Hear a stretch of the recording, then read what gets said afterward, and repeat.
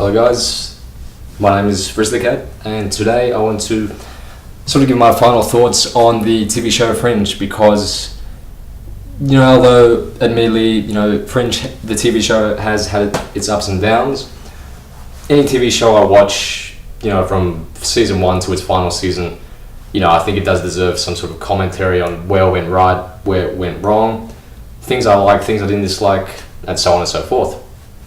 So after I watched Battlestar Galactica, the remake, which is another video topic in and of itself, I thought, okay, I like to sort of, watch one comedy, one drama, one sort of science fiction sort of show. So I thought, okay, having, not enough time at the moment to go through my X-Files collection, although I want to do that, I said, okay, let's find another TV show which is sort of science fiction, sort of interesting. So I heard that J.J. Abrams was producing this show called Fringe, and I heard that it was a mixture of the Twilight Zone and the X-Files and a couple of other sort of science fiction shows sort of mixed together. So when the show started, I'm like, okay, let's watch the pilot. I think the pilot opened with the main character having sex with a guy or something like that. So I'm like, okay, well, that's what they got to do to start a show, I guess. So it started off sort of interesting, the Peter's character going off to the Middle East.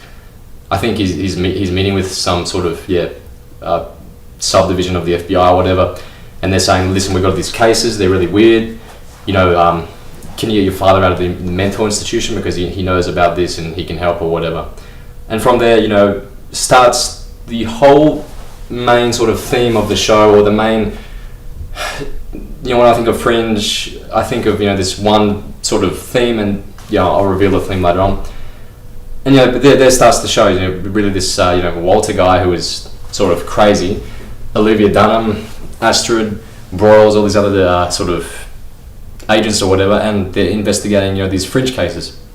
So I guess it is similar to the X-Files in that you have a monster of the week sort of episodes in there, but then scattered in amongst that you've got the main storyline, which is the Observers. So the Observers are these, basically they're just like Men in Black, except, well, they look exactly like Men in Black, except they're all bald and they're sort of alien. They're humanoids, they have characteristics of a human, but they are not human. They're aliens or whatever. I'm not even sure what they are myself.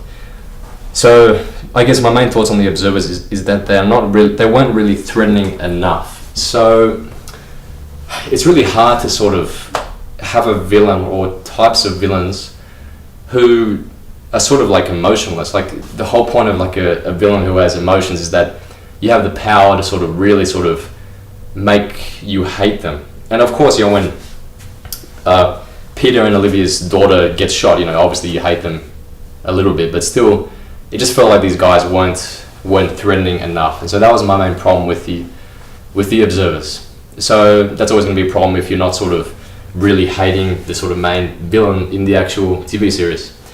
But other than that, you had your monster of the week sort of cases where they'll go on having to track down these fringe events on fringe science. So you had people becoming monsters, people having the ability to predict the future, butterflies which are produced razor blades for wings, toxins which cover up every orifice on your face so you can't breathe, people that get shot with guns that start floating up in the air, spray that you can spray and everything is clad in amber, stuff like this. So you do have those episodes which some episodes are more interesting than others, but my favorite episodes were one where they go into this sort of alternate reality. I think it's called Welcome to Jacksonville or something like that, and they sort of have to close a wormhole or something like that. But definitely my favorite episode was one where there's an old lady and she's holding onto the memory of her husband and she's not willing to let the husband go, and as a result she's pulling the version of him from this alternate reality. And because of that, she's causing the universe to sort of have pressure and sort of closing in on itself. So it's actually very dangerous. So the whole point of that episode was you got to let people go when they die. You can't hold on to them, remember them, but eventually you're just gonna have to let like a part of them go. So anyway, there was that episode. There was an episode where this guy, this guy has sort of ability to sort of predict. He can manipulate events, and that's sort of what the observers are. They can see all possible futures at the same time. They can make someone drop a pen, and that'll cause an accident later on down the line, like someone will get hit by a car or something like that. There was an episode where my favorite episodes, I think, was where this guy sort of is trying to time travel to save his wife, and he keeps on going back in time, and he's always going like a little bit too late to sort of stop his wife from having an accident. And that's when I think that episode was called White Tulip, and of course the White Tulip plays sort of heavily into the series finale with Peter receiving that letter of the picture of a white tulip.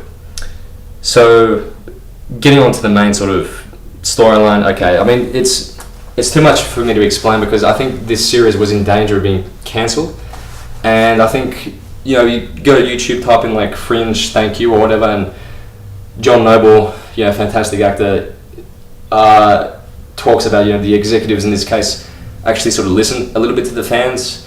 The fans wanted to see the series through to the end, and the show was kept long enough on the air, to have a 13 episode final season to close all the loops, so to speak, and sort of give the fans some sort of ending, some sort of closure to the series, which is fantastic.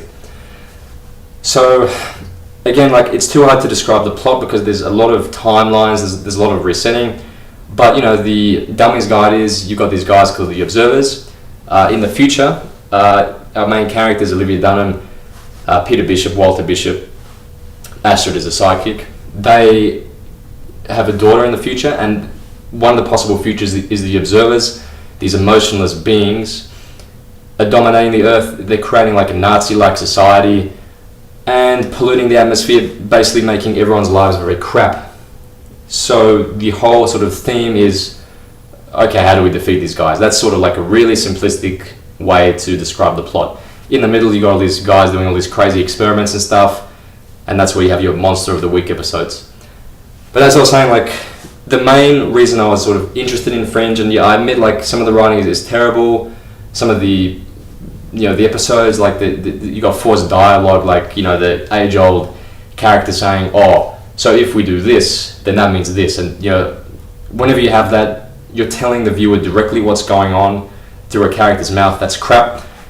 It's always better if viewers work it out for themselves, but I'm going to let that fly. I understand this is never going to be a masterpiece. It's like I call them popcorn TV shows or B-grade TV shows or whatever. But you know what, like, there's always like a little bit of crap, but there's always like a little bit of good in every little bit of crap. And to me, the goodness in this TV show was the acting from the actors and actresses were great. Joshua Jackson is good, and like John Noble is just the incredible. He really developed an incredible. I didn't even know John Noble was Australian. I know Olivia Dunham is Australian, but I did not know that Walter Bishop is Australian. But then I heard him with an Australian accent. Like, that's crazy. So to me, like, and this is what I was referring to earlier on in the video, like the main theme or the main sort of point of the TV show is like a father's love for his son. Like, and I thought the idea was very interesting that this guy like was so crazy. Walter Bishop was so crazy that he actually went to another alternate universe, like a concurrent universe, and stole his son from another universe because his son died in his own universe. And that's another sort of major, part of the story which, sets up the later season. Like, he kidnapped, and as he puts it, he stole time with this other guy's son, the alternate version of Walter, because he loved his son so much. And I'm like, that is really interesting. Like, caring about someone so much to the point where you're going into another universe and like kidnapping, another version of your loved one because you miss them so much. So it raises interesting moral question or whatever. Like, is that right? Is it wrong? How far can you go to save someone you love? That sort of stuff. And the main sort of thing that kept on making me coming back to the show is like I was really, really, really interested in the relationship between Peter Bishop and Walter Bishop, and sort of seeing this father-son interaction going on, and sort of seeing their, emotional roller coaster of, Peter hates Walter, Peter likes Walter, Peter hates Walter, Peter likes Walter, and I'm like, you know what? I'm really sort of hoping that the relationship sort of works out, and it was actually pretty disturbing and painful to watch sort of the character of Peter Bishop be sort of like mean to Walter, because Walter is like, he's a little bit misguided, sure, with his science experiments, but he's really like like he's got a heart of gold. You just want to hug him, you want to care for him, you want to like, he seems like a really nice guy, the character. I'm sure the actor is great as well. And to see like sort of Peter be mean to him is like, wow, this, I really hope this relationship actually works out. And I thought to myself, watching the season finale last weekend, the series finale, like, god damn it, the writers better sort of have some scene in there where they hug and sort of they make up and stuff like that. And that's exactly what happened. Like, there's a scene in there where like they hug and they embrace and they're crying, like, oh, this is fantastic, this is exactly what I wanted to see. So I guess what I'm trying to say is, like, and I was thinking about this before, like, Fringe has a lot of interesting ideas, interesting concepts. It had its moments of glory, like I said, the episode with the ghost. Like, one interpretation of ghosts is that they're beings from another reality. A couple of very interesting villains of the week, like that guy that he's like clicking his fingers and he's processing everything, like sort of like the Limitless guy, and altering sort of future events and stuff like that. You had like a side villain, I think David Robert Jones or whatever. He's also in Mad Men, I think, and he was a pretty interesting guy. So definitely, like, they had good ideas for the story, but it just wasn't really structured in a good way. But I can see that they were pushing for it, but they just weren't getting there in terms of sort of, when you watch a good story and you're like, what, yep, I can tell people have put effort into this. They put effort into the ideas for the story, but they didn't put effort into making the ideas sort of tie together well, flow on from one to the next, and make it seem more natural and organic or believable, I guess is what I'm trying to say. But having said that, like, I do, sort of give props to the creativity of having these crazy monsters, having these crazy villains. The observers, okay, maybe design-wise, like, they should have done something different apart from like this Men in Black thing, which has just become cliche now. Like, I wasn't scared of them really at all. But yeah, like I said, the whole idea, of going into another universe to save your son or save someone you love, really sort of, yeah, like, sounds good to me. Like, it sounds like an interesting concept that I haven't personally come across before.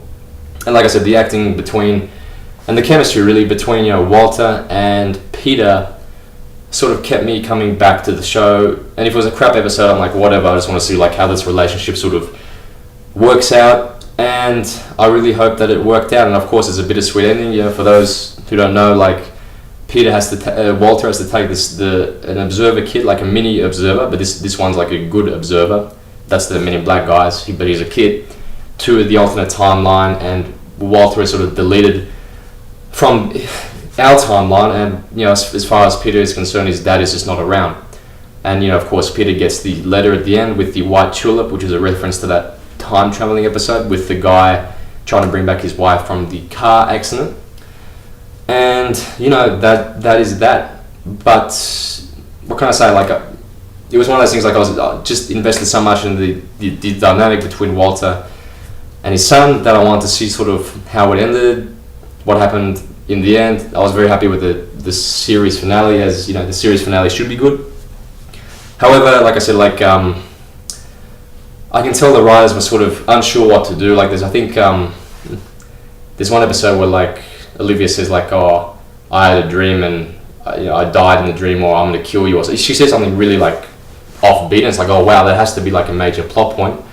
But later on, like, there's no reference to that anymore. So there's a lot of they go down one path and you think, oh cool, the story's going in that direction, they're setting up something, then boom, and they forget about that stuff and they change the direction entirely. So I'm like, okay, if they're doing that, obviously they weren't 100% confident in that storyline because they changed it. And if they were confident on where they were going, then I guess they would have sort of stuck to that main storyline. But if you watch all 5 seasons, you can tell it's a little bit all over the place.